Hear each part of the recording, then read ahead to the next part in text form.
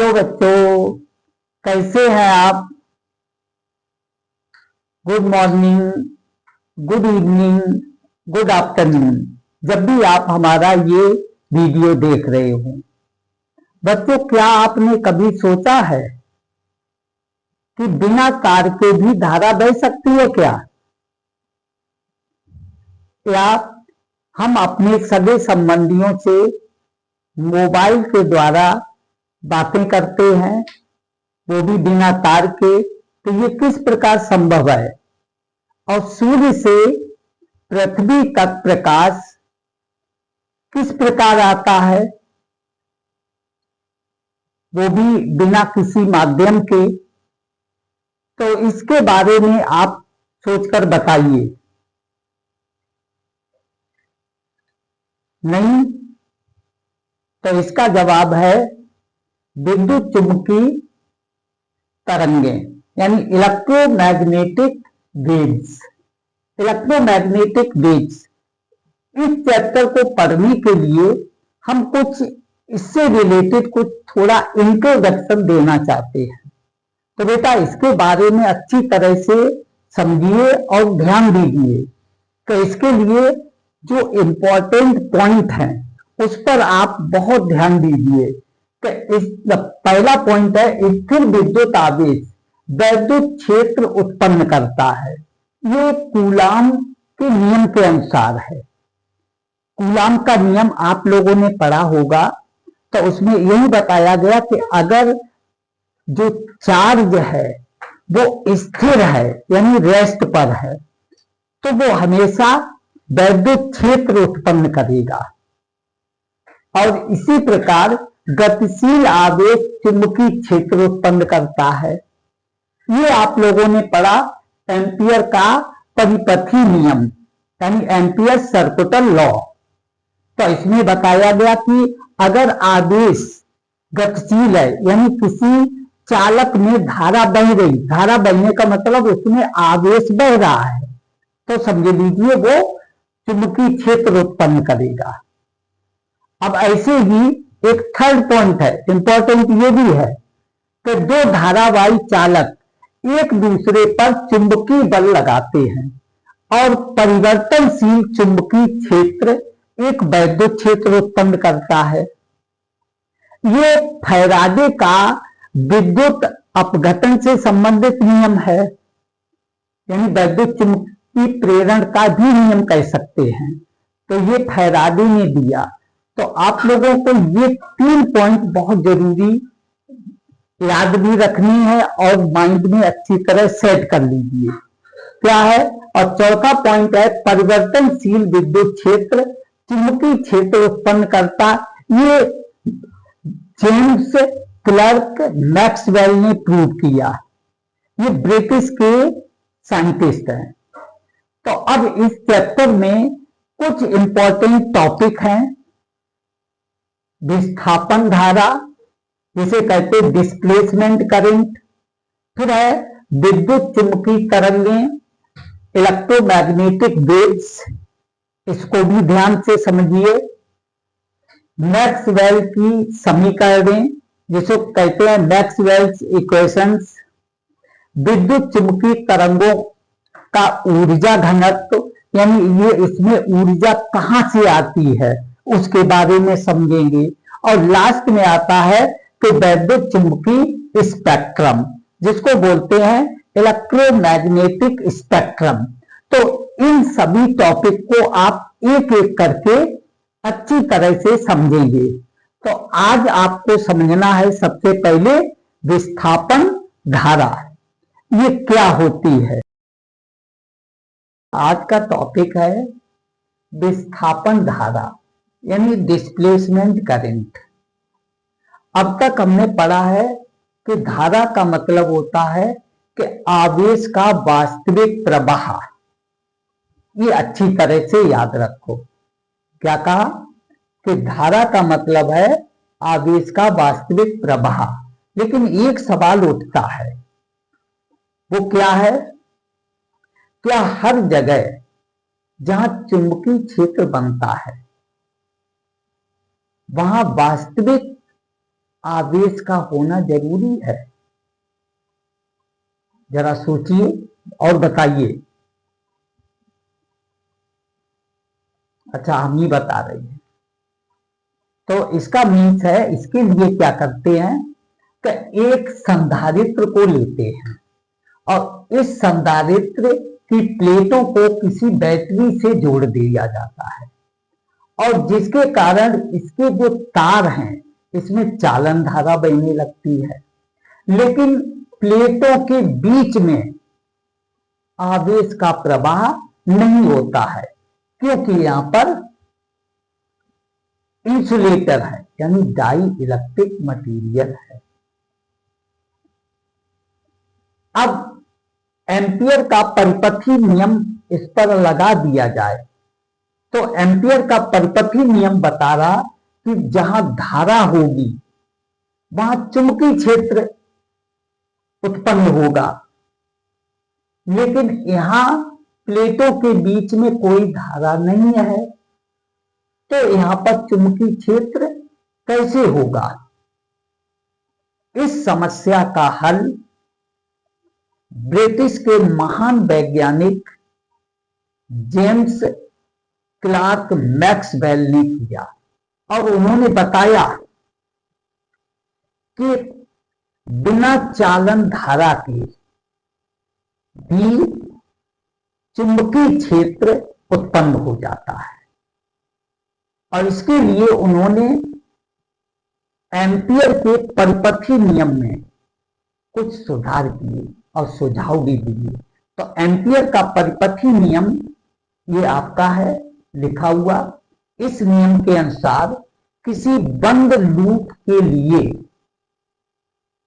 चुंबकीय क्षेत्र का रेखीय समाकलन उस लूप द्वारा घेरे गए क्षेत्रफल से प्रवाहित कुल धारा I का म्यू नॉट गुना होता है। अब देखिए कि इसमें एक बात लिखी, चुंबकीय क्षेत्र का रेखीय समाकलन। तो चुंबकीय क्षेत्र का रेखीय समाकलन क्या होता है तो वो आप लोग देखिए। तो रेखीय समाकलन B vector dot dl vector equal में mu naught I. Mu naught I इसको हम इक्वेशन नंबर 1 दे रहे, जहां जो म्यू नॉट आई है, म्यू नॉट को केवल कहेंगे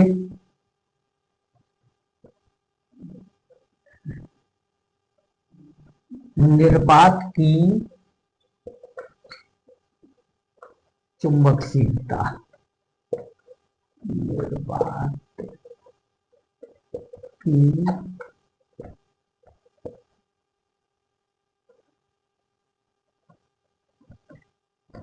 इसमें सही से लिखते हैं,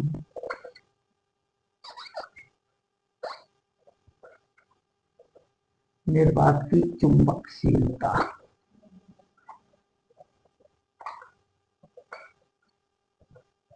चुंबकशीलता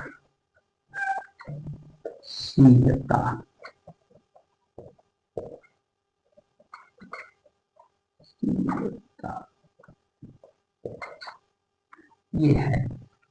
अब देखिए जो B vector dot dl vector है, तो बेटा B vector dot dl vector का मतलब है ए डॉट बी। क्लास 11th में आपने पढ़ा ए डॉट बी वेक्टर क्या होता है, ए बी कॉस थीटा। तो यहाँ B vector dot dl vector है तो बी डीएल कॉस थीटा हो जाएगा। तो इसको हम लिख सकते हैं, रेखीय समाकलन बनाएंगे और बी डीएल कॉस थीटा और म्यू नॉट आई को ऐसे ही लिख दो, इससे कोई मतलब नहीं है। अब देखिए ये जो आपका लूप बन रहा, यहां पर एक पॉइंट मान लिया गया जो चुंबकीय क्षेत्र को प्रदर्शित कर रहा। और ये क्या है, एक वृत्ताकार लूप है। अब वृत्त की परिधि होती है 2πr, यानी इसकी पूरी जो लेंथ है इतने की, जो b को बाहर कर लेते हैं और ये आपका बन जाएगा देखिए समाकलन dl।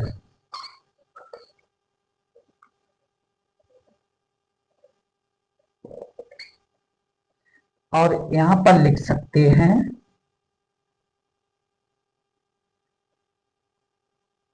इक्वल में म्यू नॉट आई,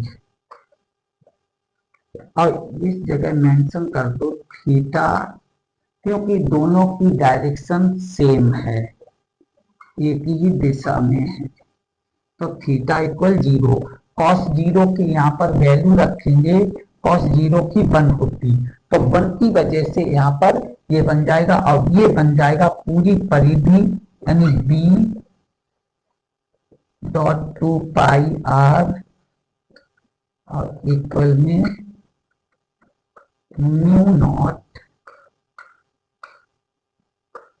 आई, इक्वेशन नंबर 2 मान लो। अब देखो कि जब यहां पर चालन धारा बहती है तो प्लेटों के बीच में कोई आवेश नहीं है। जब प्लेटों के बीच में कोई आवेश नहीं तो वहां पर धारा 0 हो जाएगी। तो प्लेटों के बीच में धारा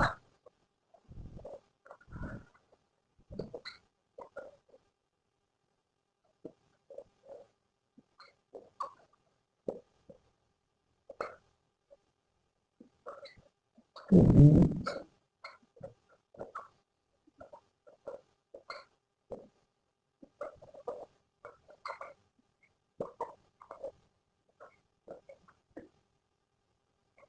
आई इक्वल में 0 होगी, तो यहाँ 0 रख दो, तो ये बन जाएगा डॉट 2πr और इक्वल में 0, इक्वेशन नंबर 3। अब देखिए जब यहां से आवेश इस चालक तार से होकर गुजर रहा है, यानी चालक तार से आवेश अगर यहां पर गुजर रहा तो इसमें चालन धारा है, और इस प्लेट पर जो संधारित्र की प्लेट है तो इस पर क्या है कि आवेश परिवर्तित हो रहा है, और आवेश के परिवर्तन के कारण क्या होगा कि इसके भीतर एक मान लिया कोई पृष्ठ है काल्पनिक, तो इस पृष्ठ से होकर क्या होगा, विद्युत बल रेखाएं गुजरेंगी, और विद्युत बल रेखाओं के गुजरने से यहाँ पर एक चुंबकीय फ्लक्स बन जाएगा, और चुंबकीय फ्लक्स बनने से क्या होगा, ये पूरा एक परिवर्ती विद्युत क्षेत्र उत्पन्न कर देगा, और परिवर्ती विद्युत क्षेत्र उत्पन्न होने से यहाँ पर चुंबकीय क्षेत्र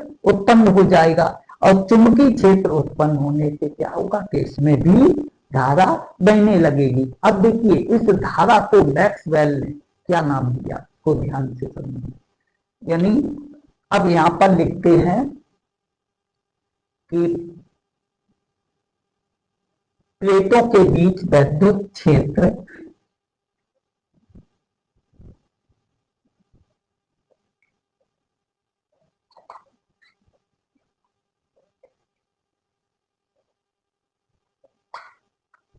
प्लेटों के बीच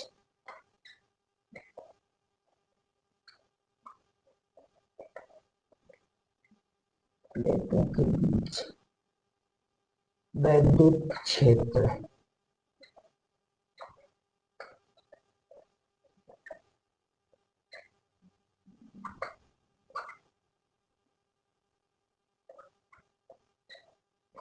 ये क्या है, प्लेटों के बीच विद्युत क्षेत्र, विद्युत क्षेत्र को ई से डिनोट करते, तो ई इक्वल में सिग्मा अपॉन में एप्सिलॉन नॉट। अब देखो बेटा जो सिग्मा है इस प्लेट का आवेश घनत्व है और प्रत्येक प्लेट का जो क्षेत्रफल है वो ए है। तो यहां पर देखिए, अब सिग्मा जो आवेश घनत्व है, तो यहां पर लिखेंगे पृष्ठ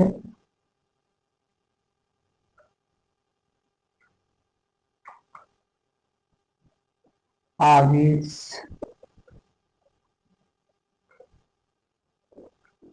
पृष्ठ आवेश घनत्व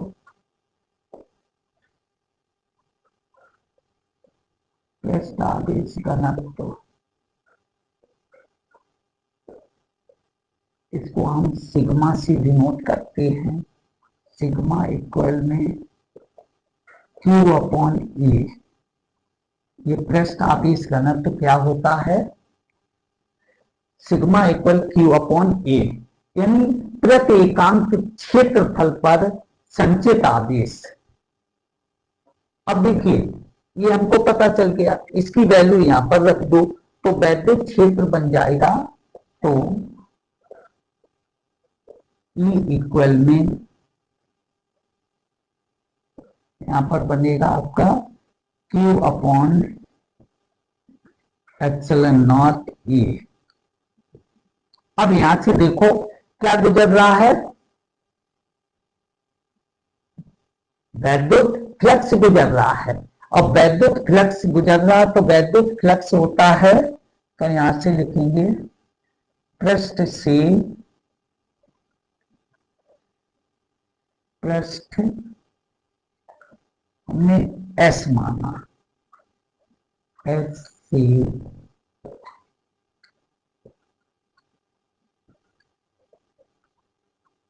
गुजरने वाला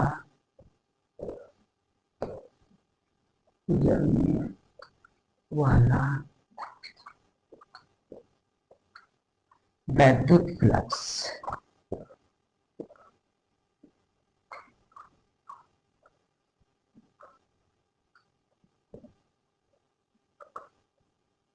वैद्युत फ्लक्स ये क्या है? देखो, इसको फाई से लिखते हैं। फाई ई इक्वल में टोटल वैद्युत फ्लक्स है, तो ई ई। अब यहां से देखो, हमने लिखा पृष्ठ एस से गुजरने वाला वैद्युत फ्लक्स, क्योंकि इस पृष्ठ से होकर वैद्युत फ्लक्स गुजर रहा है, तो पृष्ठ एस से गुजरने वाला वैद्युत फ्लक्स फाई ई इक्वल ई है। अब इस ई की जगह ये वैल्यू रख यहां पर अप्लाई कर दो, तो फाई ई इक्वल में ये बन जाएगा आपका Q अपॉन में एप्सिलॉन नॉट ए और इंटू ए। इस ए से ये ए कैंसिल हो गया, तो फाई ई इक्वल में Q अपॉन, ये गॉस थ्योरम एक तरह की बन गई। अब यहां से हमें चार्ज Q की वैल्यू चाहिए। अब Q इक्वल बन जाएगा फाई ई एप्सिलॉन नॉट, ये बन गया। अब यहां पर एक इक्वेशन 4 डाल दो। अब देखिए बेटा, हमारे पास आवेश पता चल गया, इसका मतलब इसके बीच में आवेश की उत्पत्ति हो रही। तो Q इक्वल फाइव ई और एप्सिलॉन नॉट, यानी इसके बीच में आवेश ये देखिए आ गया कि अभी एम्पियर ने बताया था कि इसके बीच में कोई आवेश नहीं है, लेकिन यहां पर देखिए आवेश है। अगर आवेश है तो समझिए चुंबकीय क्षेत्र भी बनेगा, और जब ये चुंबकीय क्षेत्र बनेगा तो इसका मीन्स वहां पर कोई न कोई धारा अवश्य होगी। तो यानी इसकी प्लेटों के बीच में ही धारा है। तो इसके लिए क्या है कि धारा आई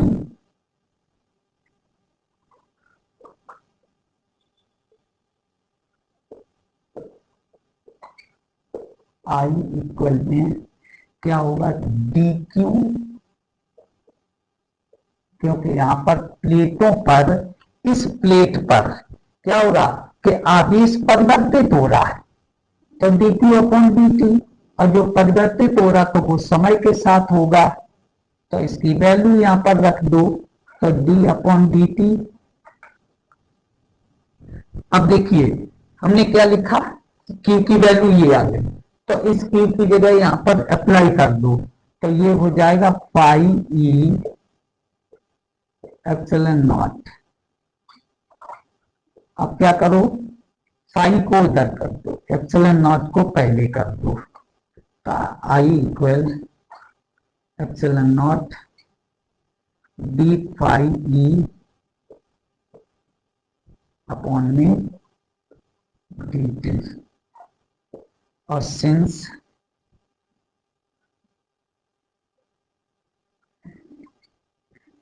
आई डी इक्वल आई यानी विस्थापन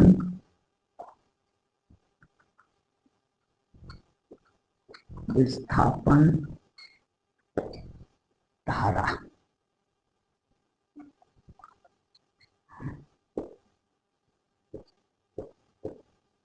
अब यही हम क्या करते हैं, आई डी इक्वल में epsilon not d phi E upon में डी टी, तो ये विस्थापन धारा आ गई। अब अगर जरा सा देखिए कि यहां पर क्या कहा था कि कोई भी आवेश प्रवाहित नहीं हो रहा, लेकिन यहां तो आवेश प्रवाहित हो रहा है, किसके, मैक्सवेल ने ये प्रूव कर दिया। तो देखिए मैं जब आवेश प्रवाहित हो रहा तो यहाँ की जो धारा है वो यहाँ पर शिफ्ट हो जाती, तो उस समय यहाँ चालन धारा 0 हो जाएगी और वो धारा विस्थापन धारा में बदल जाएगी। तो इससे एक ये कॉन्सेप्ट निकलता है कि परिवर्ती विद्युत क्षेत्र चुंबकीय क्षेत्र उत्पन्न करता है, तो परिवर्ती चुंबकीय क्षेत्र भी विद्युत क्षेत्र उत्पन्न करेगा, यही यहां पर मैक्सवेल ने बताया। और एक विस्थापन धारा हमारी ये बन गई, क्योंकि एप्सिलॉन नॉट यहाँ पर कांस्टेंट है, तो इसको हम लिख सकते हैं कि जो आई डी है डिस्प्लेसमेंट करंट, वो डायरेक्टली प्रोपोर्शनल टू यानी डी फाई ई अपॉन में डी टी, ये है। तो इसका मतलब ये बना कि जो विस्थापन धारा है चुंबकीय, वो विद्युत फ्लक्स में परिवर्तन की दर के अनुक्रमानुपाती होती है। विस्थापन धारा विद्युत फ्लक्स में परिवर्तन की दर के अनुक्रमानुपाती होती है। एक तो डेफिनेशन यहां से बन गई, और एक बना कि समय के साथ परिवर्ती वैद्युत क्षेत्र के कारण उत्पन्न धारा को विस्थापन धारा कहते हैं। फिर ध्यान से सुनिए कि समय के साथ परिवर्ती वैद्युत क्षेत्र के कारण उत्पन्न धारा को विस्थापन धारा कहते हैं। इसे आई बी से प्रदर्शित करें। आई बी इक्वल ये लिखा हुआ epsilon not d phi E upon d t. तो आज ये वीडियो यहीं समाप्त करते हैं। अब तो नेक्स्ट वीडियो में मिलेंगे। अगर ये वीडियो आपको पसंद आए तो इसको शेयर करना और सब्सक्राइब करना मत भूलना।